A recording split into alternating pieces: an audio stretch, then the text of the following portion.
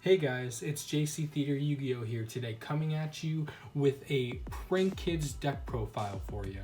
Now, they haven't shaken anything up recently in the top cuts of any events, but Prank Kids, I feel, are a sleeper deck. They honestly are not that expensive to build, and the only real downside personally for me about Prank Kids is the fact that since they rely so much on their own cards, it's hard to tech any other bigger strategies into them. You kind of most of the time have to run them pure. Well, without further ado, let's see my Prank Kids deck profile. Now, first up for the monsters, we have 3 of each of the 4 Prank Kids main deck monsters. They run the levels 1 through 4, and they are each one of the 4 elemental attributes. They all share the same effect, in which if you use them for a link or fusion summon of a Prank Kids monster, then you're able to special summon another Prank Kids monster with a different name from your hand or deck if you fulfill a certain requirement unique to each of the 4 monsters. Fancy's requirement is that you send a Prank Kid from your deck to your graveyard. Dropsy's requirement is that you gain 1,000 life points. Lampsy's is that you burn your opponent for 500 life points. And then Roxy's is that you banish a card from your hand and draw another card from your deck. The 3 non-Prank Kids monsters that we play are 2 King of the Swamp. King of the Swamp, you are able to pitch it from your hand in order to add a polymerization from your deck to your hand, or you can use him in a fusion summon as a specifically named material as long as the other monsters in the fusion summon are correct, which you'll see we actually can use that second effect in some niche plays. And the final of the 3 non-Prank Kids is 1 Phantom Skyblaster. He just allows you to facilitate more link plays, because when he's summoned, you can special summon Skyblaster tokens equal to the number of monsters on your side of the field. And that just allows you to climb up into higher links. Now on to the spells and traps. We're going to be running 2 Terraforming in order to search out the 3 Prank Kids place. Even though you can only activate one of these Prank Kids places per turn, what it does is it lets you search out a Prank Kid from your deck to your hand, and then whenever you fusion summon, your monsters gain 500 attack, and then when you link summon a Prank Kids link monster, you can have all monsters your opponent controls lose 500 attack. Next up, we play 3 Prank Kids Pranks. It allows you to discard a Prank Kids card from your hand in order to special summon a Prank Kids token onto your field, which you can use to facilitate your link plays. And then during your end phase, you can shuffle 3 Prank Kids cards into your deck from your graveyard to draw 1 card. So it has a little bit of recursion, because you'll notice with this deck, it runs through a lot of your deck very quickly. Now for the start of the many fusion cards we have in the deck, we have the 3 Prank Kids Pandemonium.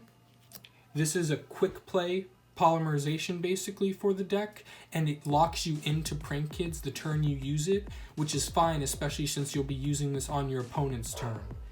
I know we're kind of skipping around a little bit, but next up we're going to have the only 2 traps in the deck, Prank Kids Plan. The reason I'm skipping to these now is just like Pandemonium is a polymerization on your opponent's turn, Prank Kids Plan allows you to link summon on your opponent's turn. Additionally, or during your opponent's main phase anyway.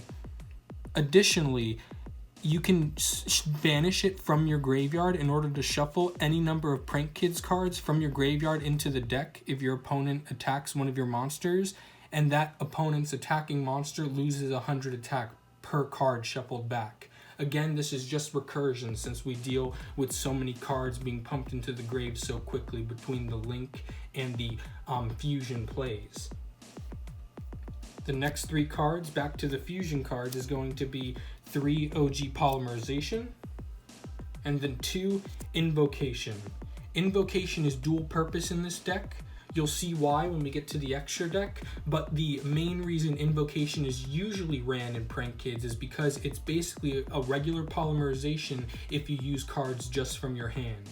This deck is very reliant on getting fusion monsters out very quickly to facilitate the Prank Kids to recycle themselves and get field advantage, so you want to run as many ways to fusion summon as possible, and this just helps extend that.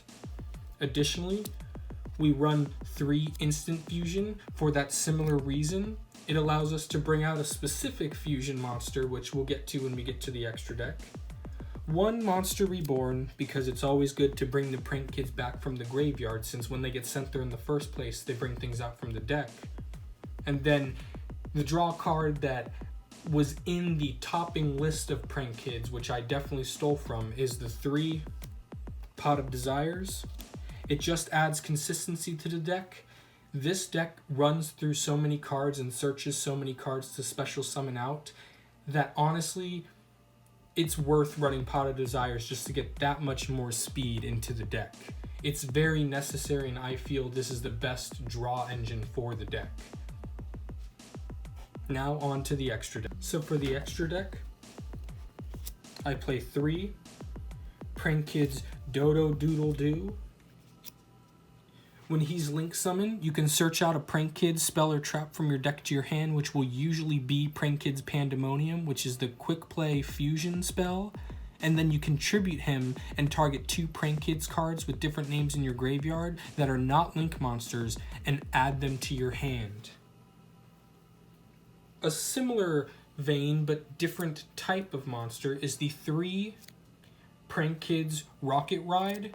Rocket Ride is the instant fusion target, and what I use most with him, and the only effect that really matters with him, is that you contribute him in order to special summon 2 Prank Kids from your graveyard onto the field. That's good because if you instant fusion him out and already have some Prank Kids in the grave, or get them there by a different means, you can use this effect and bring them right back. So it's a good way to get field advantage. And then I play 1 of each of a Link monster and fusion monster that are also similar, and that is Prank Kids Bow Wow Bark and Prank Kids Weather Washer.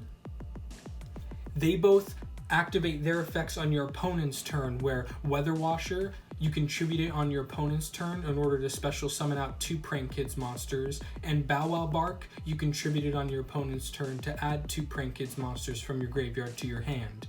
Additionally, when they're tributed by these effects, Bow Wow Bark allows your Prank Kids to not be destroyed by card effects that turn, and Weather Washer allows them to not be destroyed by battle that turn.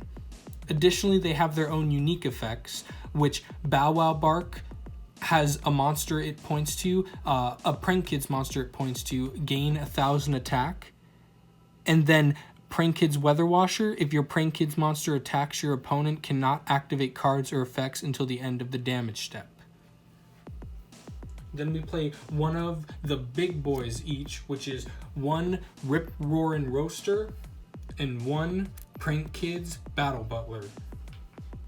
Again, following the theme of adding to hand for the Link monsters and special summoning for the fusion monsters, if Rip Roarin' Roaster is destroyed by an opponent's card effect and sent to the graveyard, you can pick 1 non-Link monster and add it to your hand from your graveyard.